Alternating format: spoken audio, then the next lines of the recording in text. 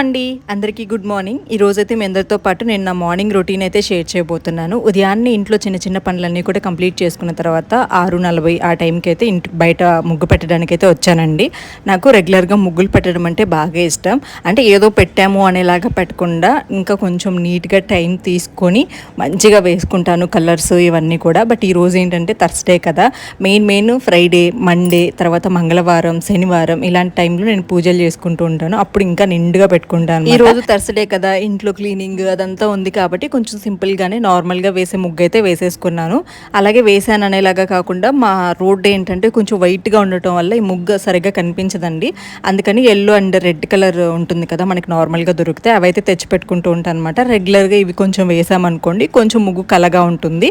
And ఇది వచ్చేసి మా చిన్న గార్డెన్, చాలా అందంగా ఉంది కదా, కొంతసేపు అలా చూస్తానమాట. దాని తర్వాత అయితే ఇంట్లోకి వెళ్ళిపోయి ఇంకా పనులు అయితే స్టార్ట్ చేస్తానండి.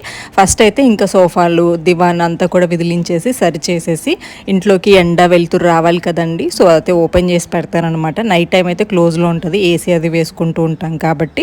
సో తర్వాత అయితే ఇంకా అన్నీ సర్దేసుకొని ఒకదాని తర్వాత ఒకటి ఇంకా ఇల్లు క్లీనింగ్కి వాటికైతే నాకు హెల్పర్ ఉన్నారండి.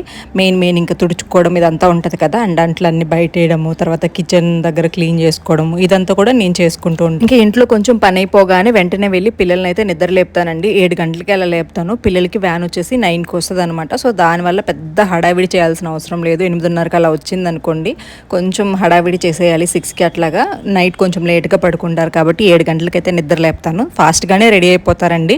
అండ్ నిద్ర లేవడం కూడా నాకు ఇబ్బంది పెట్టరు. సో దానివల్ల నాకు భయం లేదనమాట. పొద్దున్నే ఆ హరిబరి అయితే ఉండదు.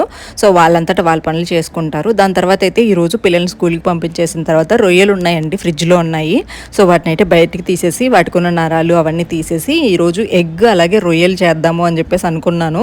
కాకపోతే ఎగ్స్ ఉడకబెట్టానండి. తీరా అవన్నీ దగ్గర 6-7 ఉన్నాయి. బయట పెట్టేశాను అనమాట, ఫ్రిడ్జ్లో పెట్టలేదు. బయట పెట్టడం వల్ల ఏంటంటే అది కూడా క్లోజ్డ్ కబోర్డ్స్లో పెట్టడం వల్లనో ఏమో గుడ్లు అయితే పాడైపోయాయండి ఉడకబెట్టిన తర్వాత. సరే అని చెప్పేసి ఇంకా నార్మల్గానే రొయ్యలు వేసేసి చేశాను. ఇంక ఈ రోజు నాకు ఇంట్లో కూడా కొంచెం ఎక్కువ పని ఉంది, అండ్ తర్వాత బయటకు కూడా వెళ్ళాలి. అందుకని చెప్పేసి నేను ఇంకా ఫాస్ట్గా టైం లేదు, గోంగూర కూడా ఉంది ఇంటి ముందు, గోంగూర కోయడానికి కూడా సర్లే ఏముంది అని చెప్పేసి ఇంకా మసాలా వేసేసి చేసేసాను అనమాట. ఎక్కువేం లేవు, బట్ మా ఇంట్లో కొంచెం తక్కువ తింటారనమాట నాన్ వెజ్. నేను ఒకటే ఎక్కువ తింటుంటా, ఇంకా సురేష్ గారికి అంతగా అలవాట్లేదు. సరే మా ఇద్దరికే కదా అని చెప్పి చేసేసాము. పిల్లలకైతే నార్మల్ లంచ్ అయితే పెట్టేశానండి. స్కూల్కి నాన్ వెజ్ అయితే పెట్టను, ఎందుకు ఫస్ట్ నుంచి అలవాట్లేదు, ఇంట్లోనే పెడుతూ ఉంటానన్నమాట. నాన్ వెజ్ అయితే స్కూల్కి పంపించను. ఇదండి వాళ్ళ మినీ వ్లాగ్ అయితే. సో నచ్చిందా? నచ్చితే తప్పకుండా లైక్ చేయండి. మరొక మంచి వ్లాగ్తో మళ్ళీ వచ్చేస్తాను. ఫుల్ వీడియో అయితే టైటిల్ కింద ఉంది, చూడండి. Thank you.